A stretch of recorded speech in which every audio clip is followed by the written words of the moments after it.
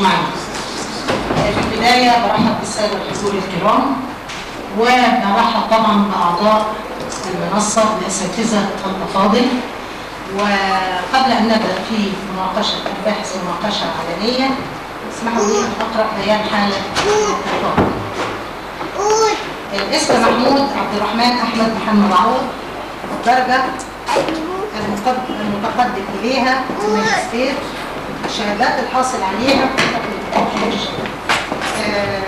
درجة الإجازة العالية ليسانس قسم أصول الدين شعبة العقيدة والفلسفة كلية أصول الدين والدعوة الإسلامية بطنطا جامعة الأزهر، تمهيدي ماجستير في الآداب قسم الفلسفة تخصص فلسفة إسلامية ويونانية، دور أول 2009-2010 من كلية الآداب جامعة المنوفية. موضوع الرسالة المتقدم إليها أسس المنهج التجديدي عند عاطف العراقي وأثره في الفكر العربي المعاصر، دراسة تحليلية تاريخية مقارنة نقدية، تحت إشراف الأستاذة الدكتورة زينب عفيفي شاكر أستاذ الفلسفة الإسلامية المتفرغ بآداب المنوفية، دكتورة نادية عبد الغني البرماوي أستاذ فلسفة العصور الوسطى المساعد بآداب المنوفية. وردت موافقة مجلس الكلية على التسجيل بتاريخ 10/11/2010، كما وافق الأستاذ الدكتور نائب رئيس الجامعة على التسجيل 19/12/2010، ثم تمت موافقة الأستاذ الدكتور نائب رئيس الجامعة للدراسات العليا والبحوث على التشكيل لجنة المناقشة للطالب بتاريخ 18/9/2000 لا قبل كده، من السادة الأساتذة الأستاذة الدكتورة زينب عفيفي شاكر أستاذ الفلسفة الإسلامية بآداب المنوفية، الأستاذ الدكتور أحمد محمود الجزار أستاذ الفلسفة الإسلامية المتفرغ بآداب المنيا، الأستاذ الدكتور جمال رجب سيدلي أستاذ الفلسفة الإسلامية ووكيل كلية الآداب جامعة قناة السويس، الدكتورة نادية عبد الغني البرماوي أستاذ فلسفة العصور الوسطى المساعد بآداب المنوفية. وقبل أن نبدأ في مناقشة الباحث مناقشة علنية للسادة الأفاضل الأساتذة، أرجو من الباحث أن يقدم ملخص للرسالة فيما لا يتجاوز المدة المقررة، على أن يبرز تساؤلات الرسالة وأهم النتائج التي توصل إليها في ملخصه. تفضل يا محمد. بسم الله الرحمن الرحيم.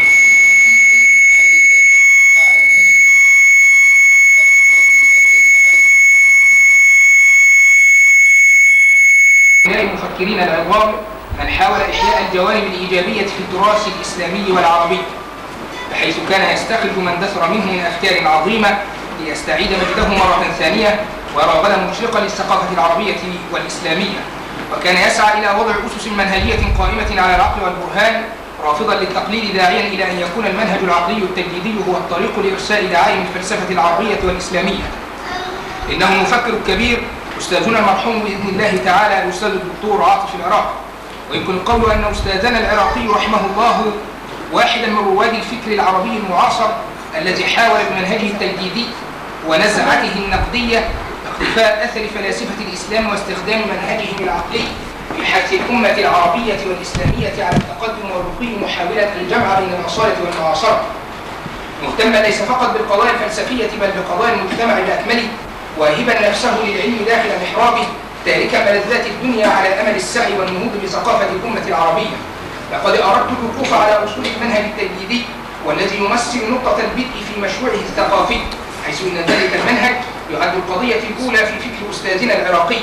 ولكن ذلك التجديد ليس بمعنى هدم التراث القديم، وانما هي قضيه تجمع بين القديم والحديث، وهو ما شغل بال مفكرنا بجانب القضايا الاخرى الهامه تجاه المجتمع، حيث أراد في المقام الأول إبراز سمات المنهج التجديدي ودراسته دراسة وافية، محاولا بذلك الجمع بين تراث الأقدمين وقضايا الواقع المعاصر الذي نعيشه والنهوض بالفكر العربي، آخذا بأسباب النجاح والتقدم في الفكر الفلسفي الإسلامي، حيث كان لنا السبق في التقدم ليس فقط في الفلسفة بل في مجالات العلوم الأخرى من رياضيات وطبيعيات ومنطق ولغة وأدب وعلوم فلكية إلى آخره.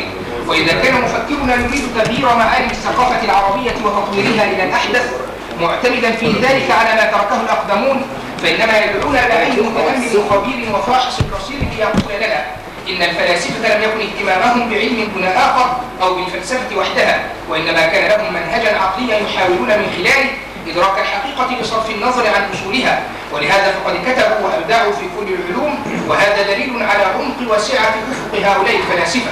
وهو بهذه النظرة يريد إعادة هيكلة وبناء عقل وفكر الأمة العربية والإسلامية، ليقول لنا: انظروا إلى ما أخذوا علومنا كيف وصلوا، وانظروا إلى حالنا عندما توقفنا عن الإبداع كيف وصلنا، وكيف مكانتنا بين الأمم الأخرى. ومن هنا يحق لنا أن نذكر كيف اختار أستاذنا نموذجا مشرقا بس تلك الروح التجديدية في الأمة الإسلامية، ألا وهو الفيلسوف ابن رشد، مستخدما منهجه العقلي التنويري لينير لنا طريق التجديد والتغيير.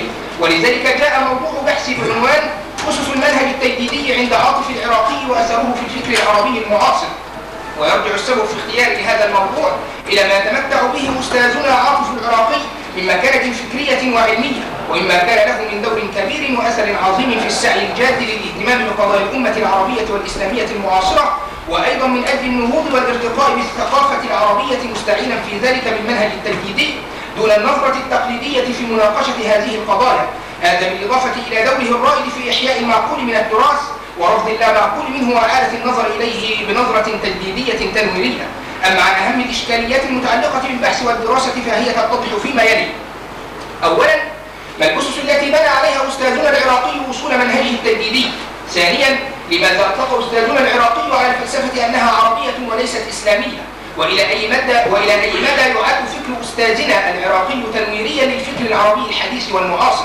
ثالثا، لماذا رأى أستاذنا العراقي أن ابن رشد هو آخر فلاسفة العرب؟ ولماذا انتهت الفلسفة بموت ابن رشد؟ وكيف أثرت المدرسة الرشدية في فكر أستاذنا العراقي؟ رابعا، ما هي وجهة نظر أستاذنا العراقي النقدية اتجاه الفكر العربي المعاصر؟ وأخيرا وليس آخرا، ما مدى تأثر أستاذنا العراقي بمن سبقه من المفكرين العرب والمسلمين في العصر الحديث وسعة نظرته التجديدية تجاه بعض مؤلفاتهم؟ ومدى تأثير أستاذنا عاطف العراقي في فكر من جاء بعده؟ وقد اعتمدت في دراستي على المنهج التحليلي التاريخي المقارن مع المنهج النقدي كلما دعت الضرورة لذلك، وذلك لما تتطلبه طبيعة هذا البحث من عرض وتحليل للقضايا والأفكار التي تعرض لها أستاذنا العراقي بالبحث والدراسة والمقارنة مقارنة بالسابقين عليه وتناوله لهذه القضايا.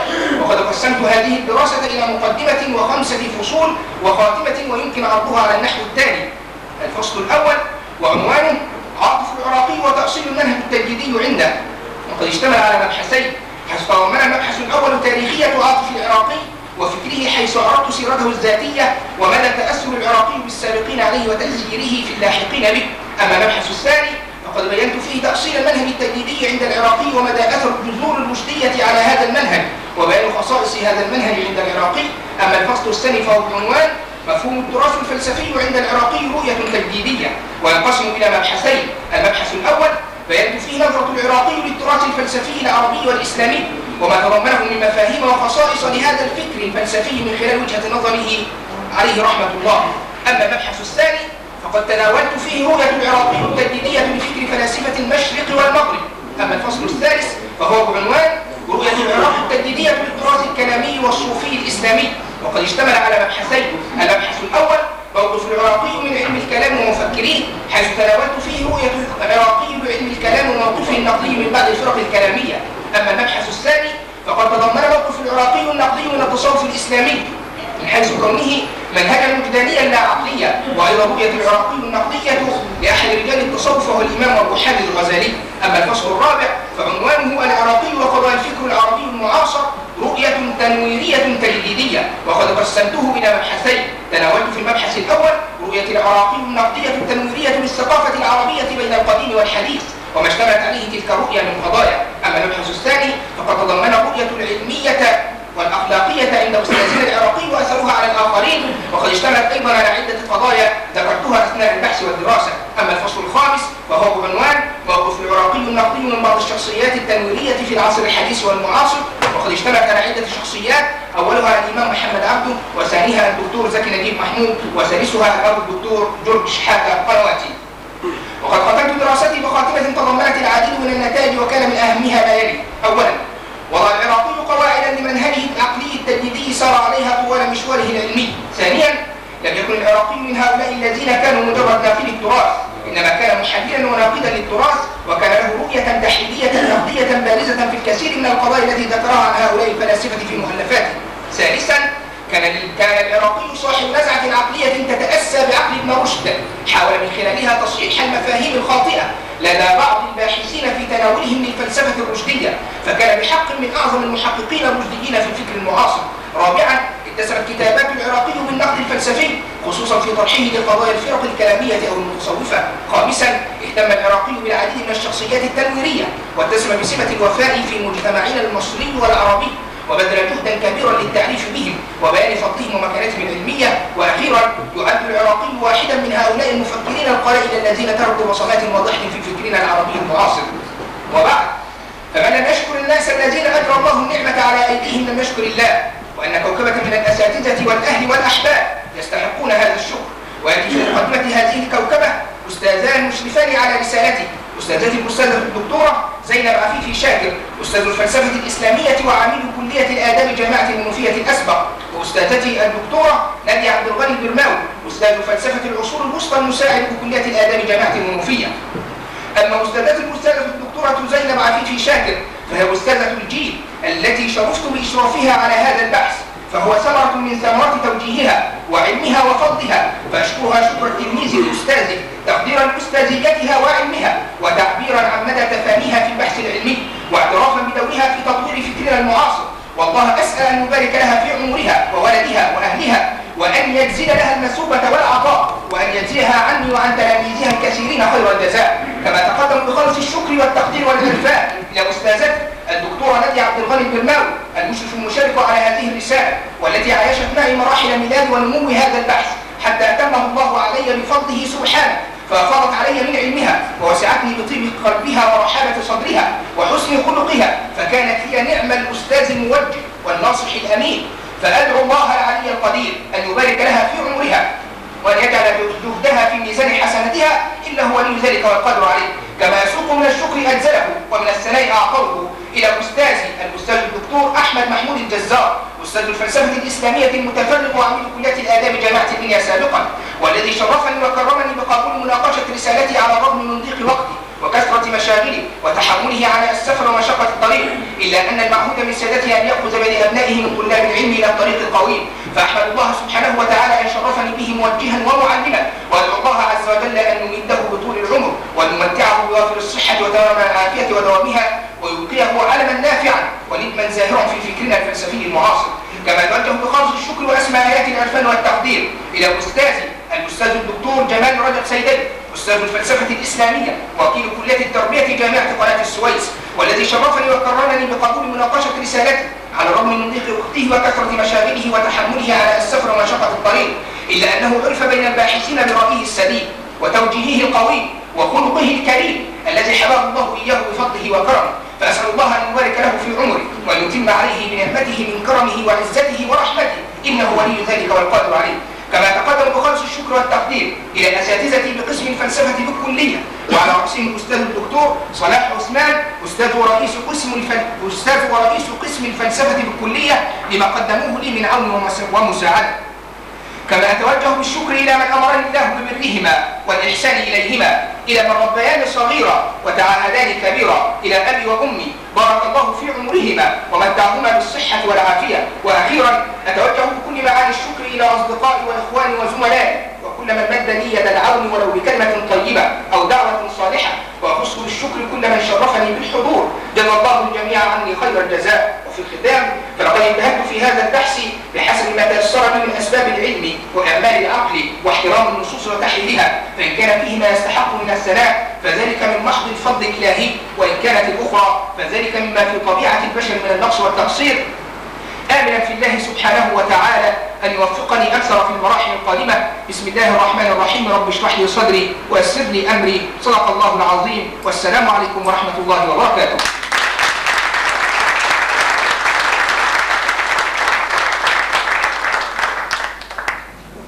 شكرا للباحث على الالتزام بالوقت، وأشكره شكرا جزيلا على القراءة الجيدة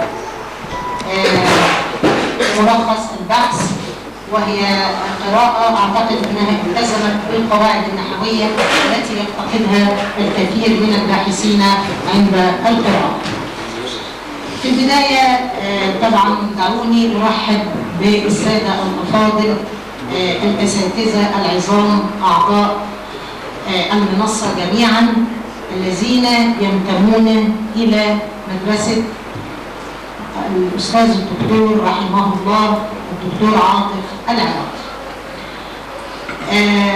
في الحقيقة ربما تكون رسالة عن أستاذنا القدير الأستاذ الدكتور عاطف العراقي، وهو أعتقد لم يمر عام على وفاته، لم مر عام على وفاته عام و7 شهور، لكن قسم الفلسفة يدين لهذا الأستاذ العظيم، قسم الفلسفة بكلية آداب المنوفية يدين لهذا الرجل بكل العرفان والوفاء، لأنه يعتبر من المؤسسين الحقيقيين لقسم الفلسفة بالكلية، واستمرت رئاسته لهذا القسم وتعيين معظم أعضائه ما يقرب من 7 سنوات.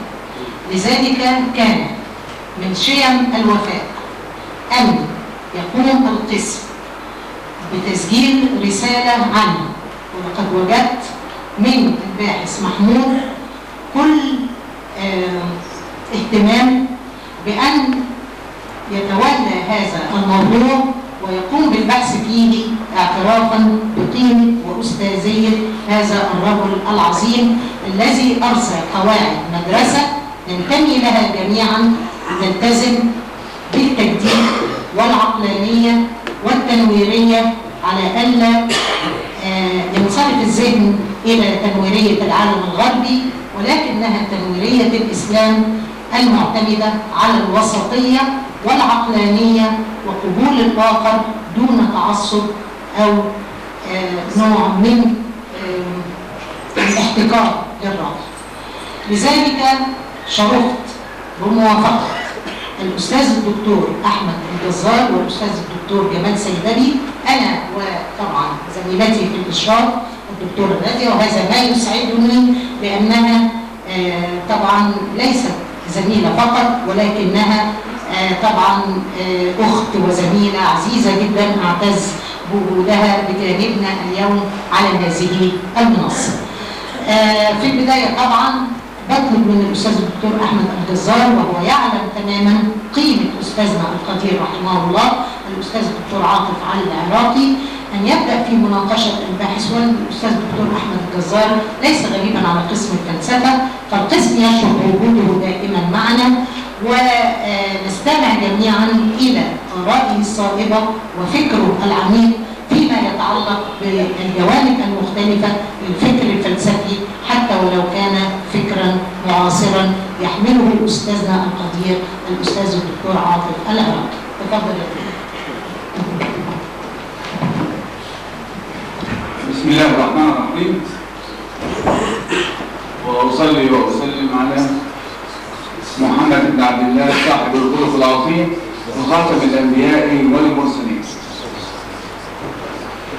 يعني كنا في هذه القاعة على ما أذكر الأسبوع الماضي، وبجانبي أيضا زميلتي الخلوقة العزيزة الأستاذة الدكتورة زينب عفيفي وصديقي العزيز الدكتور جمال سيدبي، والآن تصبح على المنصة معنا في هذه الجلسة لا أقول الزميلة ولكن الأخت والصديقة والزميلة والتلميذة الواعدة في قسم الفلسفة، وستزعل دكتورة زينب بهذا لأنها من جيل جديد هذا القسم العريق الذي يضم عددا كبيرا من السادة أعضاء التدريس برئاسة الآن الأستاذ الدكتور صلاح عثمان، ونشكره بحكم أنه رئيس القسم. لكن الفضل كما قال الدكتورة زينب تحق من المؤسس والراعي كما سأقول فيما بعد في الجزء الخاص بحياة الأستاذ، والراعي الذي أسس هذا القسم، ثم تسلمت الراية من بعده تلميذته النجيبة، فعلى رأس السيدات الذين أو التي تزلزلن على يديه وكان لها هذا الموقع، ثم تبوأت الكلية فنظر بها. والأهم من هذا كما أقول أنها ليست العميدة السابقة ولا أنا العميد السابق، هذه كلمات لا تعنينا، لكنها زينب عفيفي تلميذة عاطف العراقي، وأحمد الجزار تلميذ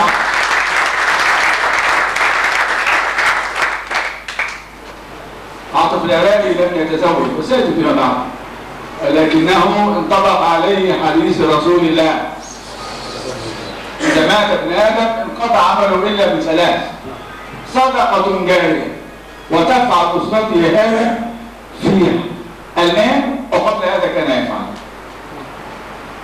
وولد صالح يدعو له.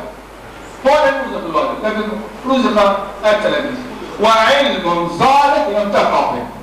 من يفتش في كلام الدكتور عاطف العراقي ويتأمل بدقة وعمق سيجد أن عاطف العراقي الآن بيننا وبين سطور كاتبات كتبه ما يشخص أحوالنا منذ أكثر من 25 سنة وبذلك لذلك أدخل الطالب، وصعب علي أن أناقش كما أقول، لأن يعني رسالة عن الأستاذ الدكتور عبد العراقي كما قال الدكتورة زينب أو أصبنا كلنا، صعب علي، لكن الصعوبة أتغلب عليها طبعا، لأن صورتي تتراقص أمامي، لكن لا أستمر في الضعف طبعا، لأن هذا واجب العلمي، لابد أن أتماسك بشجاعة وأناقش الطالب، لأن هذه مهمة علمية. وعلماء أقول للطالب كما قلت: الأفكار نوعان، نوع يموت بموت أصحابه حتى لو كان أصحابه أحياء يرزقون مش قيمة، ونوع يحيا ولا يموت حتى لو كان أصحابه في القبور ومنهم عاطفة. عشان كده قلت الأفكار ستحيا وستظل، وبالتالي يحبط الطالب سيدخل في الرسالة أعطيها حقه طبعا، لأن هذه الرسالة جادة وأمينة، وفي قسم الفلسفة وفاء للأستاذ ووفاء من التلميذ عن الدكتورة زينب للأستاذ وللقسم للأستاذ وللطالب النجيب الذي قبل هذه الرغبة من القسم فصار كالرجل ليدرس أفكار الأستاذ. ماذا درس الطالب؟ وهنا تأتي هذه الرسالة: درس المنهج، والمنهج هو الفلسفة. الناس اللي قاعدين الحضور الكريم الناس يقولون أن الفلسفة ما هي الفلسفة؟ كله كان بيتفلسف ويفهمون الفلسفة على أنها كلمات وصعوبة ومش عارف كل ده مش صح. الفلسفة منهج في العقل، يعطيني منهج أمشي، يعطيني منهج خريطة أمشي. هذا هو الذي يهتم بعقل العراقي، ولذلك درس الطالب المنهج التجديدي عند عقل العراقي.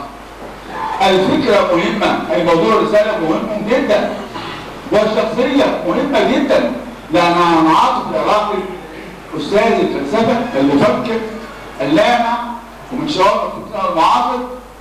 طبعا بالنسبة للحضور العظيم الأستاذ ولد عام 1935 وتوفاه الله عام 2013، يعني من سنة حوالي 17 سنة. إذا موضوع الرسالة مهم جدا، ويحمد بالطالب اختيار هذا الموضوع المهم. موضوع مهم كما قلت على مستوى الفكرة المنهج التجديدي، وعلى مستوى الشخصية المبتكرة عاطف العراقي. ذكاء غير عادي في اختيار الفكرة فخلاص القسم عنده نية يعني يدرس عاطف العراقي كمؤسس، لكن براعة المنهج دي شطارة في اختيار المنهج وأسس المنهج، عايزين نرسمه عشان نمشي صح. هو ده اللي انت أهمية أولى الرسالة. أعجبني في الرسالة حقيقة أيضا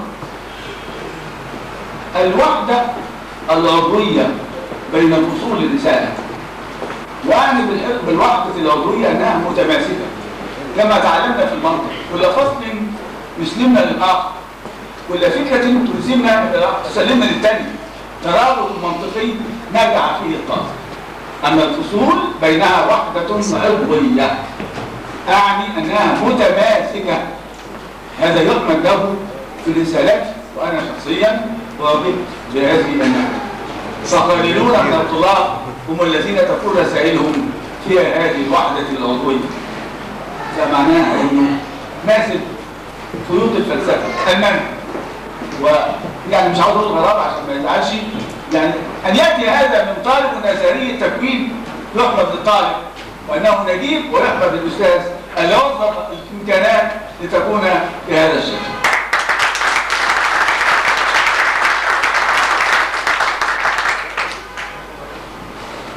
ايضا عجبني في رساله ساعه اقتراع الباحث.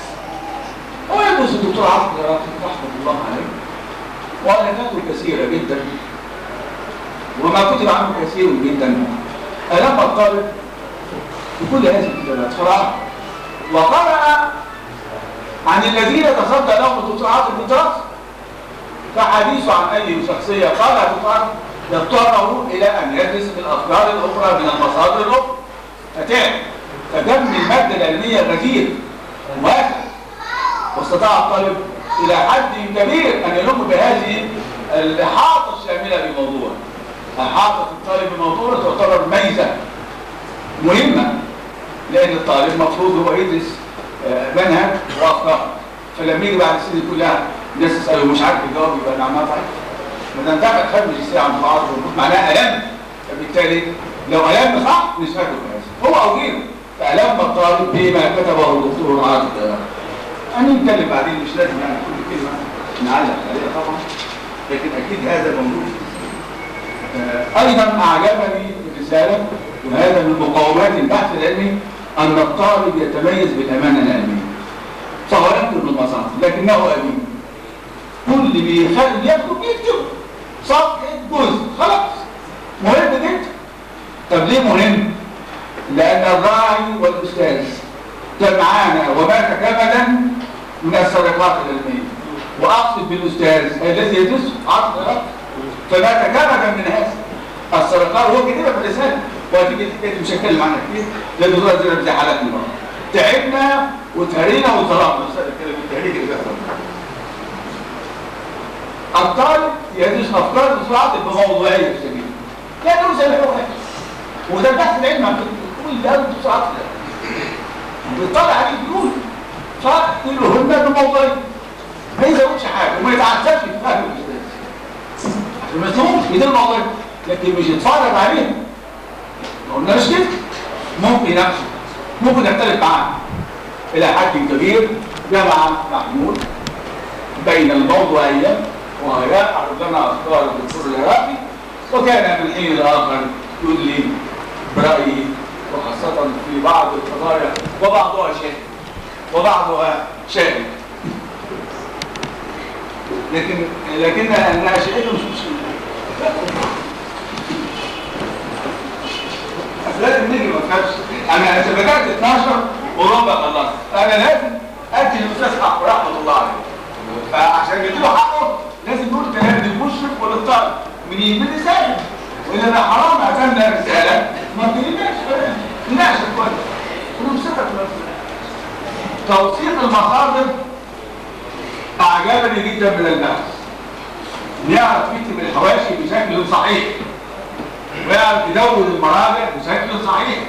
هذا يحمد له. تدريب، لانه في مرحله الماجستير، مرحله التاسيس، ونحن محاصص الطالب في مرحله الماجستير على 3 حاجات: المنهج، فهمه لداعي المنهج، كيف يكتب، كيف يمثل، كيف يتحلى بمقومات البحث العلمي. اما في الدكتوراه فنعصره عصرا. السبب ايه؟ لأن الدكتوراه قانون الجماعة يقول يقدم الطالب بحثا مبتكرا. فلو قعدنا ما ناخدوش ولا عصرناه يبقى احنا بنهرج اساسا. وعصر العراق لانه علمنا التهريج. علمنا كيف نناقش، وعلمنا كيف نعطي لكل ذي حقه. الغريب ان عجبني في محمود وانا مستوى انه قال ملخص التزم بالوقت، خطوه صعبه بالظبط 12 ربع خالص. لكن اهم فيه انه اتكلم في المقدمه ولم يخطئ كثيرا في العربيه، وكان يشكل كل جمله تماما. لكن يبدو الله اعلم ان فخامه الرساله اوقعته في عدد من الاخطاء النحويه والمطلعيه، ولذلك قعدت خلاص عشان مش هتكلم في الكلام ده. ادي كل الصفحات اللي تقدر يبقى ده كله اشيله واقول لك هعمل مش هقول حاجه بقى خالص.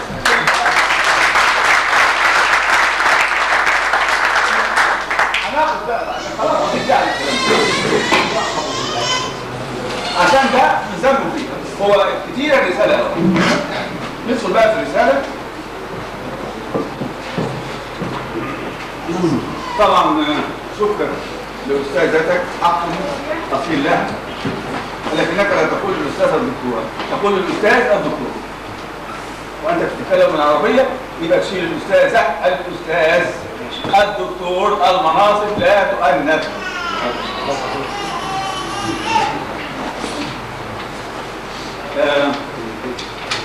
المقدمه انت براعت فيها خالص،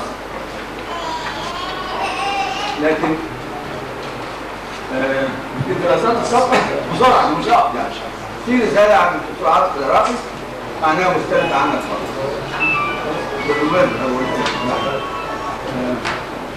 جزء من رساله مليحه دي ماشي، ده عامله جزء بسيط صحيح.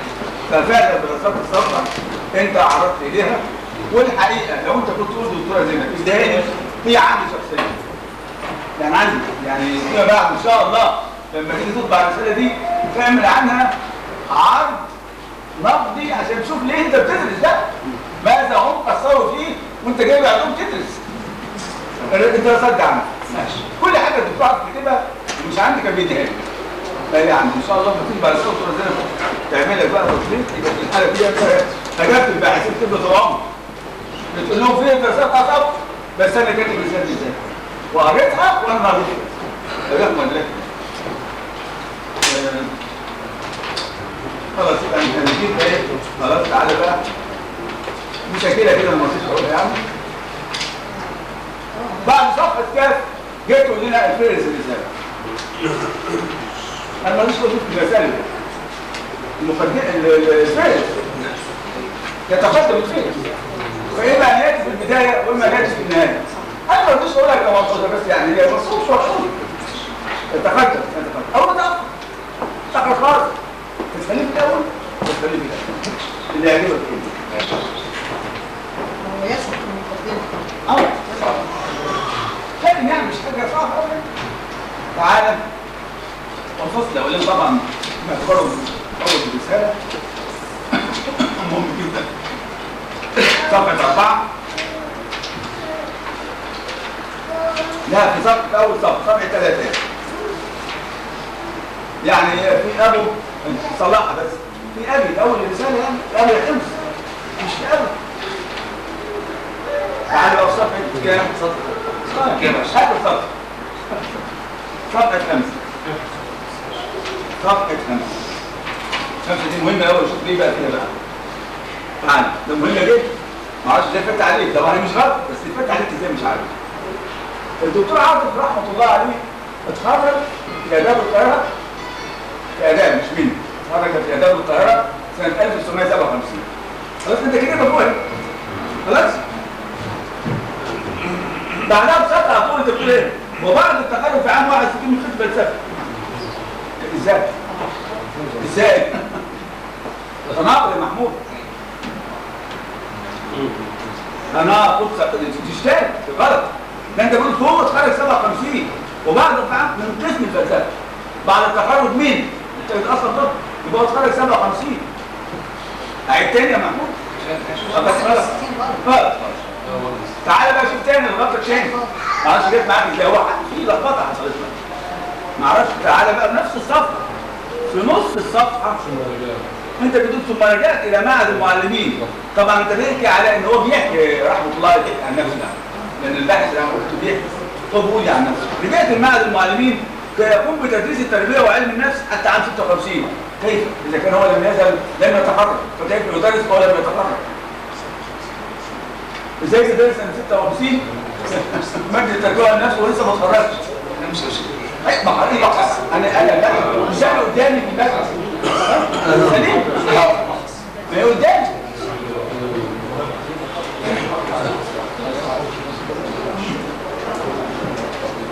طبعا انت عارف وده حاجه كنا بنقولها مع بعض في مجلس المناقشه، اسرائيل اليه بالاستاذ والدكتوره زينب المشرف، يعني مش حاجه مقيسه. بالمناسبه عشان نحط التحقيقات كتاب 352 صفحه. تعالوا بعد هذا كان له كتير شويه، يعني كان من الاجمل قلتها وهي مقتنعه تعمل حوارات مش مع احمد بكر ولا اللي عمل احمد، مع شهادات من الذين عاشوا مع دكتور عاطف العراقي. هذه الشهادات ستكون بمثابه تعريف بمناحي شخصيته، لان الفصل الاول يتكلم عن الاستاذ الى حياته ازاي مرض وخصاله وشمائله. والده رحمه الله عليه كان درعميا وتاثر باللغه العربيه، ولذلك تلاقي الدكتور عاطف وقالك بالمره يقول لك الادب، والناس ما عاطف الادب ولا الادب، لا يفهم كويس قوي في الادب ولا بتوع عليه، لان تربيته الاولى ساعدته على هذا في الكتاب. والده رجل استاذ في اللغه العربيه، ويقول الادب نوعين، الادب التفسيري والادب التعبيري. الناس مش واخده بالها، الفرق ده عاطف العراقي محدش يقدر يتكلم في كلام من كبار يعرفون اراء زي الدكتور شوقي وضيف والجماعه الكبار والجماعه عندنا. لما يجي هو يدخل قسم التاريخ برضه رحمه الله عليه يصر انه يخش قسم التاريخ وينصاعه هذا الشاب اللي هو عاطف العراقي يدخل قسم التاريخ. معنى هذا انه محب لاسرته مطيع لوالده. خلاص الحمد لله. فنفذه الرغبه، لكن لما راح اداب القاهره قابل استاذه اللي علمه الفلسفه، فحزن الاستاذ ازاي يروح في التاريخ؟ ده انا متنبئ لك ان بتوع فلسفه بيبقى فغير عاطف العراقي الرغبه لمن علمه الدروس الاولى ووضع فيه اللبنه الاولى للفلسفه فصار من يخش. ده بيدينا درس، عارف ايه؟ الاستاذ الراعي كيف تنمي الموهبه. ولسه انا حاكي للدكتوره زينب عن موقف تفاوض متعاطف معانا شخصيا، معانا لازم لا داعي لذكره عشان اتكلم. كيف يضبط الاستاذ الراعي في توجيه زملائه، كيف يكتشف الموهبه. فالكلام ده على فكره مش خارج الرساله، ده في يسمى الان بالجوده. ها؟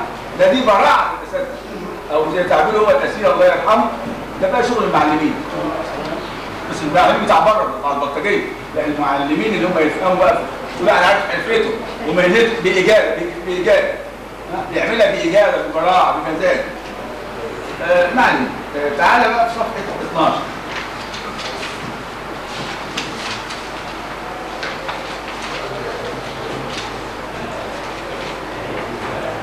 الدكتور عاطف الله يرحمه يعني هو بيحب جدا على فكره طبعا اللي انت بتاخدش بالك منه اكثر من بعض الذين ذكرتهم. واذا دققت هو يمكن ببعض الاشخاص وده اساتذه المباشرين لا يعلمون الفلسفه، لكن طه حسين كتب عنه كتير.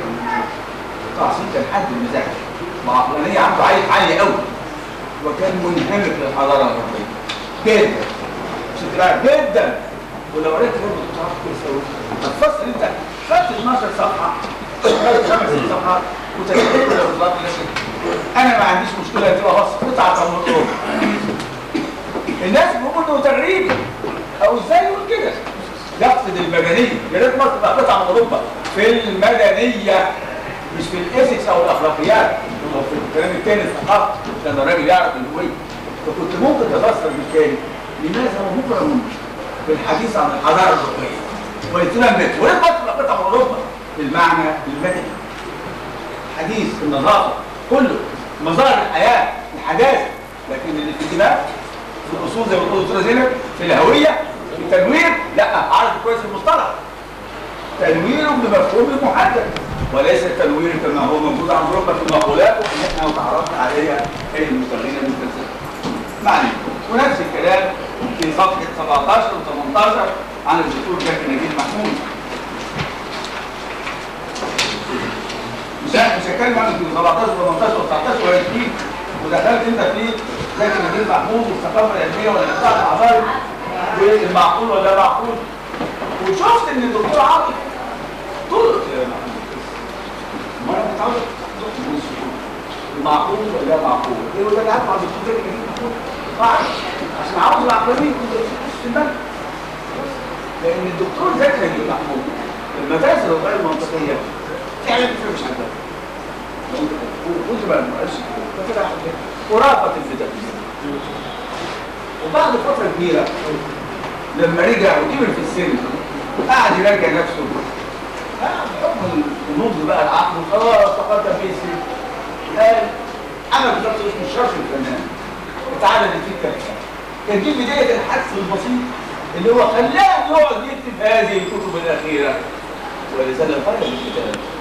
الموقف من الميتافيزيك عارف ليه؟ عشان كان العدل يتكفى وينعدل النموذج الذي يدعو له زكي نجيب محمود اللي هو اصبح قريبا من التصاعد بهذا الشكل.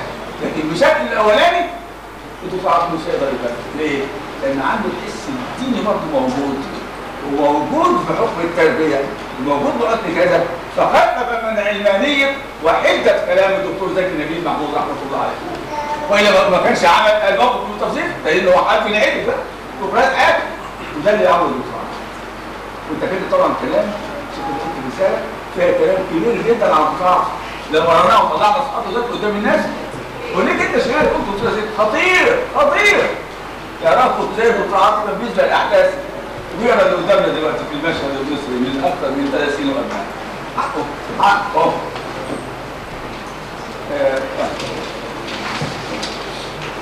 تعالى في صفحه 22 و 25 وتتكلم انت عن ابن سينا.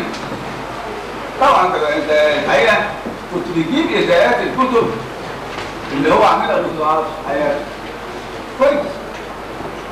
والفلسفه الطبيعيه عند ابن سينا موضوع رساله الدكتوراه للاستاذ صفحه 22 ل 25. ولما درس هذا الموضوع درسه تحت يد الاب جورج قنوات مثل علمه واصل صيدله الصيدله ودرس فلسفه ومهتم بالدراسات عن الاسلام واشرف على الفلسفه. وان هو كان الدكتور عارف دراسه الحوار من الاجيال والافكار اللي جايه كلها. وان هو جاب الدكتور عارف رساله طبعا من سنته في الوفاه زي ما قال الدكتور عثمان امين رسالته وزي ما قال كتاب ثوره الثوره العربيه لمين؟ الدكتور مين؟ ثوره العقل قتال مين؟ خلط معلش كل كتب يعني هي مكتوبه عمال فاشل. فهو هو بيقول لك ايه؟ معادله الفلسفه انت اللي بتقول صفحه 36 كلمه حلوه جدا 36 لا خلاص ما قلتها لك 36 بتقول معادله الفلسفه فيلسوف حلوه محمود انت علمي فيلسوف في زاويه من الزوايا. طب انت طالما بتقول كده يا محمود شيء كويس. انت ليه بتحتار عشان تشخص الدكتوراه هو مفكر ولا فيلسوف؟ ليه بقى كده؟ ليه بقى كده؟ تاريخ العلم جزء من العلم وليس هو العلم. تاريخ الفلسفه جزء من الفلسفه وليس هو الفلسفه. لكن ممكن وجه ما او من زاويه ما نعود لتاريخ العلم علما ونعود لتاريخ الفلسفه فلسفه. هو ممكن التعاطف فيلسوف زي ما بتقول بزاويه من الزوايا. والدليل على هذا احنا عملنا طبعا كتاب تذكير عنه بس مش متاح يعني يا دكتور زينب محتاجه تنفذ كلنا وترقينا اساتذه ومن غير حاجه بالاداره والحمد لله انا وغيرنا يعني من غيرنا كل تلامذته والحمد لله يعني تكون عالي مش حد يعني ايه يعطف علينا ولا يتساوى اي حاجه من الحاجات دي كلها. هو بالمعنى ده الدكتور فؤاد زكريا رحمه الله عليه لو شفت المقدمه او التصدير اللي كاتبه الكتاب التسكين انا اللي كاتب المقدمه هو التصدير قبل كاتب صفحه يا ايه عشان ظروف الصحيح. لكن انا في عاطف العراقي عنده هذا الكم من التلاميذ وهو ليس بالكيف بالكم ولكن بالكيف وما يسيبهمش يشرف عليهم ويطمئن ان احوالهم كويسه. يعني يسكنهم ويحاولوا يجيبوا حلول وظائف عنهم في الجامعات عشان كده قلت الاستاذ الراعي مش من فراغ. فؤاد زكريا والجماعه دول كلهم ممكن بتبصوا بشيء برضه ما ينصح عقل مش تاني فلسفه ولا استاذ ده مفكر كبير قوي. يعني لو قلنا عليه فيلسوف لا ده لما ناوي يقول الفلسفه ماتت بموت القرص ولكن استاذنا الدكتور احمد صبحي لا يوافق عليه وانا معه فيما مع احترام للاستاذ الذي علمني. هي ماتت بوطن روسيا في نظر هم يحبوا عقليتهم الجافه المفرطه لكنها لم تمت. لدينا ايضا عطاء كبير جدا لبعض الفلاسفه باختبار حتى لو كانوا متبسمين. فابن عربي زي ما كنت بقول ولا عقل جبار جدا. امال ليه يحبوا انتصار ابن عربي؟ اشمعنى كده؟ ما بين الناس ويحب ليه الادب؟ بمعنى كده في عقول جباره في الفكر الاسلامي يبقى القطع الاحكام زي ما انت بتقول مش مظبوط. فاعتقد خليك ماشي بالخط ولا تتردد حين تحكم على الانتصارات. ما تخافش مشكله. بين يسوق بزاويه من الزوايا وبين يسوق كل مشكله. وانت خايف مش بولمر ولا حاجه. طبعا برافو عليك الجذور الروسيه اللي انت قلتها في منهج الهلالي، بس انا عاوزك تاخد بالك ان هم ثلاثه: العقل ثم التاويل ثم النقد.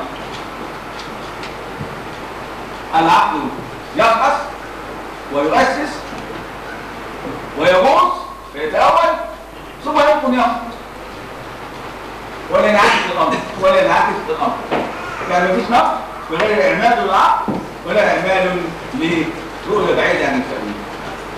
صفحه 45 العقل اللي يوضع عليه الدكتور عقل صفحه 45 كله في القران عندنا. يا ريتك يا محمود يا ريتك وانت اداريك بتوصل كتير وطلعت ان رؤيه كلام عقل العقل مش بعيده. ده القران ملاء يعقل ويعقلون ويتدبرون ويتفكرون كتير جدا جدا. يعني هو من بدر العقلانيه ده بيدعو الى شيء مهم جدا في الاسلام خاصه وخلف في الكلام يقول عن نص التفكير. كان بعضهم يقول ان كتاب المسلمين وهو القران عائق عن التفكير. زي كده عائق القران عائق عن التفكير الحر. شوف بقى جايب المثال لان انا اخذ بعض رأي من الشيخ ازاي الفرصه الذهبيه لك تقول له انا اتفق مع استاذ دكتور عبد الله فالقران كله دعوه لكذا وكذا وكذا ودي ميت الاسلام. ميت عشان كده بنعمل تاصيل الدكتور زي ما قلت لك ايه؟ تنوير غير التنوير ونقول عقلانيه غير العقلانيه وعلميه غير العلميه. علميه عنده ناحيه علميه بيحب العلم بتاع الساينس نفسه مش الفلسفه بس لا الفلسفه والعلم عشان يمشي مع خطه. امال يجي التقدم ازاي؟ صفحه 47 الفلسفه لم تولد مونت بروس قلت لك هنا عليها خلاص؟ هي لم تولد والدكتور احمد صبحي لم يرى حرجا فان ينقد صديق عمره الدكتور احمد الدكتور عبد الله وفاته من العلم يقول لك ما ماتتش ولا حاجه ما ماتتش وقالوا فهو حي بس ما فيش مشكله يعني ان احنا نعديها. نيجي بقى الدكتور عبد الرافي لما اتكلم في المنهج الكلام ده كله انت شايف ان القضيه الفلسفه الاسلاميه بره الموضوع. الفلسفه يعني الكلام ده هنسيبها بس دلوقتي. تعالى في صفحه 50 51 و 52 او 51 و 52 هو اتكلم عن النظام والحلال 51 و 52. انا باخد اجمالي الافكار عندي موجوده بس هي مش بالصفحه بالظبط. صفحه 7 عبد الرزاق علم الكلام علم شرعي والفلسفه برضه تمشي والتصوف يمشي واضاف قسم جديد اصول الفقه عند الشيخ اسامه عبد الرزاق وهو في نفسه ابدع ما ابدعه المسلمون. ده عند مين؟ عند الشيخ اسامه عبد الرزاق لانه مش عارف يقطع يطلع على التصوف ويطلع علم الكلام وينتشر الفلسفه. خلاص ماشي مش مشكله درجه ويدافع عنه. لكن الدكتور بيجي على برضه بس في ناس كويسين ولا يمثلوا هذا الشيء ويقول لك مثلا نظام وهذا شيء منشور والوطن انت بجد هو علم كلام والاحلال هذا واحد من كبار الصوفيه حتى لو اختلفنا معه يعني معنى كده الرجل يفتح يعني مش مغرق انا اسف بقى ان الفلسفه بره بدون وقت قصه طويله هنقولها فين بقى. صفحه 64 و 65 اللي هي قبول الاخر اللي الدكتوره كده بتسال في المشهد المدخل يعني الحضاره الاوروبيه قلت لك من شويه عقل متكامل بتنزل كروس المنهج عقل متكامل. لما لا نقبل الاخر؟ الاسلام قال لنا كده. الاسلام اللي قال مش عارف الاخر اللي قال والحضاره الاوروبيه فعلا انا بعيد كلام اعطاني الاسلام هذه الميزه، هو ده اللي قاله. اخذ من كل ما قدمته اوروبا واغربله واصفيه، واحنا كنا الاسبوع اللي فات بنقول على النص، واخذ منه وانطلق لبناء حضاره جديده. ايه المشكله؟ ماذا فعل الاستاذ؟ ما هو ده اللي بيقوله. يبقى ده مش مشكله، ونعمل معهم حوار. ولكن الحوار يتغير، ولا العيش بتعرف يعني كثيرا في هذه القضيه. والدكتور صبحي يقول له راجل مغاير، والدكتور صبحي مثال هقول لك شغل عنه، عارف ليه؟ نعمل حوار ليه؟ اصل الحوار معناها كل منا يتاثر الاخر. الاسبق يسمى بالتعايش. اصل الحوار مش هنتفق، مش بالمناسبه يعني، احنا بالعلم مش هنتفق، لان منطلقات كل دين يقبل ما جاء قبله ولا يقبل ما جاء بعده. احنا معانا واحده استاذه متخصصه في صفه العقد الوظيفي. هنقعد ضيع وقت نتعايش معا، انما نقعد نحاول كل منا يسلك في الاخر وننفذ. كل واحد عاوز يفصل العباية على قد بالظبط. لا يا حبيبي، لا من قبل ولا من بعد.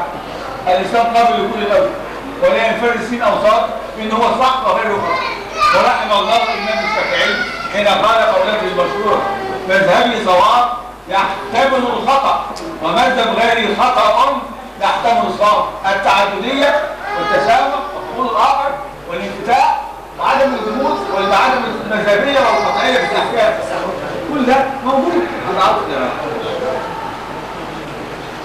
68 دخلنا في قصه بقى التنوير. حلو الكلام ده. كنت عاوز تقف كويس، كنت عاوز تدوس وتربط المسائل. العقل مهم عند دعاء التنوير، والحريه مهمه جدا، والعلم بمعنى البريق. العلم كعلم مش الادب، العلم كعلم.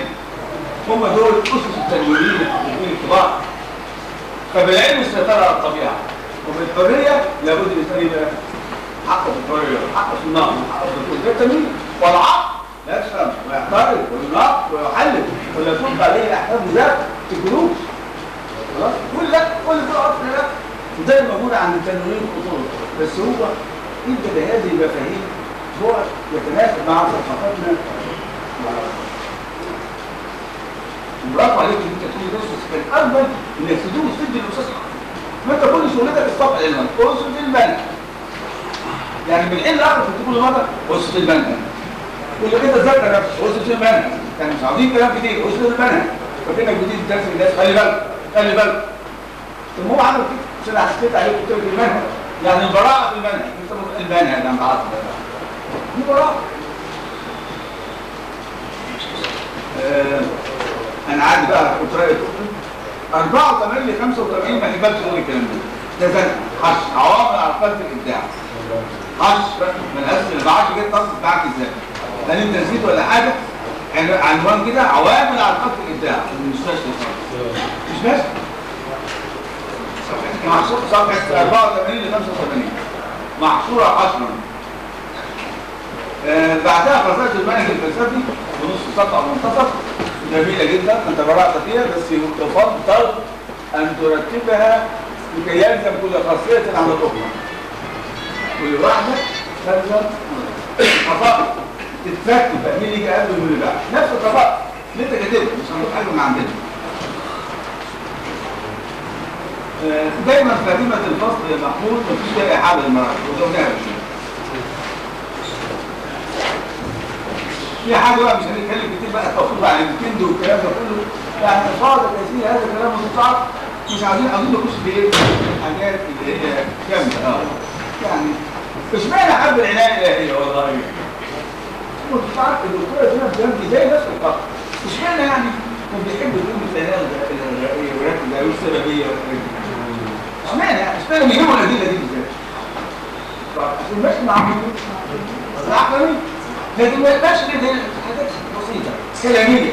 لكن هو كده يشوف تعجبك كده العنايه الالهيه، تعجبك ماشي مع عقل وترتيبه، نضيف على مستوى العقل. هنا يقصد دليل ممكن ودي ادله كلاميه، لكن فهم الخط الفلسفي الغائيه العنايه، وده الموجود عند الاوروبيين على فكره. اشتراط قال الدليل مش اشهر دليل عند الخط مفيش دليل عنه لان ناقض كل هذه الاسئله ضعيفه خلاص وعاجزه لان متناقضات العقل البشري عند قاعده ثلاثه العالم وحده العالم وحده الانسان حر الانسان مش حر النفس عاجزه النفس ميت قديم دلوقتي ولا قديم وما نعمل فيه ربنا فيه يبقى ربنا بقى في العقل العملي العنايه العنايه في كل نظام شيئان يعني يبعثان في نفس الاعجاب والرضا السماء موسعه بالنور من فوقي والقانون الفوق في بطني يعني انا مش قادر اقدر اشوف الكلام ده مفيش كده عنايه اينشتاين اليهودي قال هذا الكلام اليهود آمن بهذه النظام والرعب في هذا البناء تشعر بهندسة لإله خالق من موجود في أكثر من الأفكار اللي اتكلموا فيها عن البناء الإلهية والأفكار مفيش يعني هات صفحة 126 عشان نجي طبعا فبص الساعة عشان المشكلة زي ما تقول الفلسفة بسرعة ساعة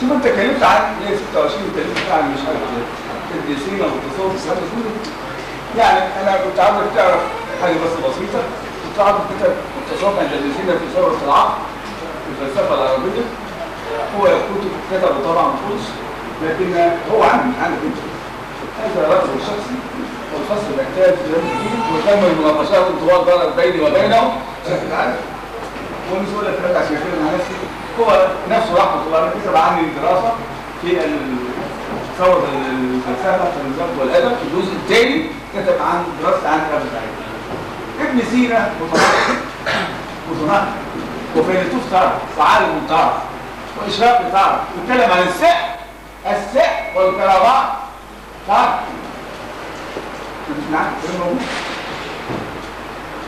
وعلاقته بالتصوف علاقه كانت تحتاج الى عمق من التصوف ومش طرق وليه ده موجود ما بيحبش التصوف ده قالوا انت غلطان هو مش غلطان لكن انت كنت ممكن تقف على بعض عشان تجيب جديد هل معناه هذا التصوف في التصوف ان هو عنده اشتراكيه وناحيه عقليه شوف لما يفرق العادي والزاهد والعادي تفرقه دقيقه شوف لما راح سمع عن ابو سعيد اللي قبل خير مواطن وراح يشوف فابو سعيد واحد من كبار الصوفيه في خراسان قال دخل علينا حكيم قعد استضافه 3 ايام في خلوته وبعد ما مشي دخل الوزير يسالنا ابا سعيد ماذا تقول في ابي عنه؟ قال لهم هو يعرف ما ارى يعرف ما أرى ثم ذهب ابن سينا إلى حاله فقابله تلاميذ طبعا زي التلاميذ والتلاميذ قالوا ماذا رأيت في أبي سعيد؟ قال لهم هو يرى ما أعرف يسألوا عنه ما تعرف أنت ليه؟ ولا مش تعرف كده كتير مش الساعات الطوال بالساعات بتتكلم في العادي من أدب الصعب ان تجمع بين العقلانيه والتصوف من اللي بيكتبوا كده جهال وثلاثوها ثلاثه فخر الدين الرازي يجمع بين العقلانيه والصوفيه سليم وهذا في منطق الاسلام وده التصوف الصحيح ما قال هذا لا فلا غرابه بالتالي ان يكون ابن سينا برضه عنده دور مسلم اما في العقل بالنسبه للطلبات ويعرف القلب ايضا القرآن الكريم القلب مصدر من النقطة بقى كتير ونخش في 254 في كلمة الغزو الثقافي والمستشرقين انا هقول على بعضها 254 عشان ماشي عشان تناقض انت براحتك انا الغزو الثقافي ما احبوش الكلمة يعني ده ولا يعني ايه غزو ياخد التسمية بالراوي ده بعض الناس اياهم المسطحين يعني ايه بس الراجل ده ولو كلمة مرفوعة المعدة القوية تعرض